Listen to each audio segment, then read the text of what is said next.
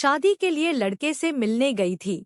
मार दिया थप्पड़, किसी और से करती थी प्यार। राहुल जब से मेरी जिंदगी से गया है तब से मुझे लड़कों की शक्ल से भी नफरत हो गई है।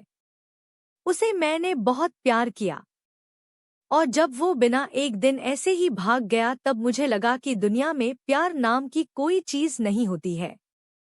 अब मैं जैसे बिना दिल वाली इंसान बन गई हूँ।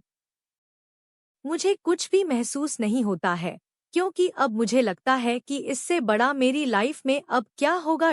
इसलिए आज मेरे पापा मम्मी के बोलने पर मैं तैयार हो गई एक लड़के से शादी करने को। पापा का बोलना था कि एक बार उस लड़के से मिल लो। मैंने मना किया क्योंकि जिसको मैं इतने सालों तक साथ में रहकर नहीं पहचान पाई तो अब एक छोटी सी मुलाकात से एक अजनबी को क्या पहचान पाऊंगी। लेकिन लड़का भी मुझसे मिलना चाहता है। मैंने उसको मिलने को हामी भर दी। सच कहूँ तो मुझे अब किसी भी बात से कुछ फर्क नहीं पड़ता है। डिनर डेट, हमारा मिलना तय हुआ। डिनर पर पापा और मम्मी चाहते हैं कि मैं अकेले ही मिलने उससे जाऊं। मैं जैसे मुर्दा हूँ, मुझे अब कुछ फर्क नहीं पड़ता। मेरे जो हाथ में आया मैंने पहन लिया और पहुंच गई। देखा तो वो मेरे लिए वहां बैठा इंतजार कर रहा था। मुझे देखते ही मुझसे मेरे पास आया और मेरा नाम पूछता है। सामने जाकर मैं उसके बैठ गई। उसकी आंखों में चमक थी लेकिन मैं इस चमक को जानती हूँ। यह हर लड़का दिखाता है। पहली मुलाकात में राहुल मुझे छोड़कर गया लेकिन जिंदगी का बहुत बड़ा सबक मुझे सीखा कर गया है। मेरा मुंह उतरा देखकर मुझसे पूछता है क्या हुआ, सब ठीक है। मैंने भी उसे जवाब दिया मेरी थोड़ी तबीयत खराब है।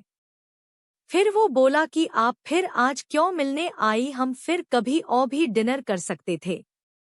बात तो वो अच्छी कहा रहा था लेकिन अच्छी बातें लड़कों की कितनी जल्दी बदल जाती है इसका अंदाजा मुझे अब अच्छी तरह है। मैंने उसे कहा नहीं मैं ठीक हूँ, कोई बात नहीं, खाना मेरी पसंद का ऑर्डर किया। फिर आया एक और राहुल। फिर अचानक उसका फोन आया और जब फोन पर उसने बात की तो मैंने तय कर लिया कि अब मैं इससे शादी नहीं करूँगी। फोन पर उसने अपना नाम बताया सामने वाले को और यह वही नाम था जिसे मैं अब कभी सुनना नहीं चाहती थी। उसका नाम भी राहुल था। मैं भी हैरान थी, मैं इतनी ज्यादा खोई हुई थी। कभी तक मैंने उसका नाम नहीं पूछा, ना पापा मम्मी से ना ही उससे। मैं एकदम से खड़ी हो गई और उसको बोला कि मैं जा रही हूँ, मेरी तबीयत ज्यादा खराब है। वो जैसे घबरा गया, मुझसे बोलता है कि मैं छोड़ देता हूँ आपको गाड़ी से, पर मुझे अब उसके मुंह से कहीं हर बात कांटे की तरह चुभ रही थी। उसको बिना जवाब दिए मैं वहां से चली जा रही थी। वो मेरे पीछे पीछे आ रहा था। मेरी आंखों से अब आंसू टपकने लगे और मैं बाहर टैक्सी या ऑटो का इंतजार करने लगी। आंखों में मेरी आंसू देखकर उसने मेरी बाह पकड़ी और मुझे गाड़ी में बैठने को कहा।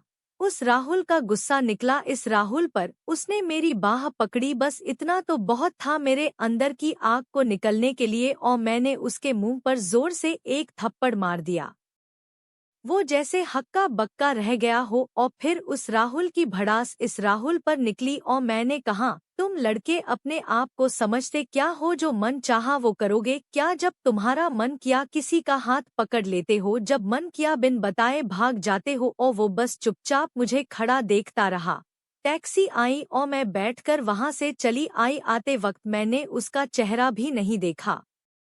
अपने कमरे में आने के बाद 1 घंटा मैं और रोई, पापा मम्मी को कुछ नहीं बताया। लेकिन सुबह कुछ और ही हुआ। सुबह मैं जगी, लेकिन सच बताऊं तो रात को जो भी मैंने किया उसको मुझे कोई अफसोस नहीं हो रहा था। मुझे लग रहा था कि यह थप्पड़ मैंने उसी राहुल को मारा है। थोड़ी देर बाद ही बाहर हाल से मुझे आवाजें आने लगी। मम्मी मेरा दरवाजा बजा रही है। मैंने दरवाजा खोला। मम्मी बोलती है कि राहुल आया है, अपने मम्मी पापा के साथ जल्दी तैयार होकर नीचे आ जा। मुझे पता चल गया था कि वो जरूर कल रात की बात करने आया होगा, लेकिन मुझे कोई डर नहीं था। मैं नीचे गई, राहुल बैठा, उसने मुझे देखा। मम्मी किचन में थी, मैं गई। उनके चेहरे पर स्माइल थी। मुझे बोलती है कि राहुल और उसके घरवाले हाँ कहाँ दी है और जल्द ही शादी करना चाहते हैं। अब मुझे कुछ समझ नहीं आया कि जिस लड़के को मैंने कल थप्पड़ मारा, जाने अनजाने जिसे मैंने अपने एक्स बॉयफ्रेंड के बारे में बता दिया, वो मुझसे शादी को कैसी राजी हो गया। इस राहुल ने फिर प्यार जगा दिया। ऐसे तो मेरे लिए उसका नाम ही काफी था ना करने को, पर इस बात को जानने के लिए मैंने मम्मी को बोला कि मुझे उससे बात करनी है।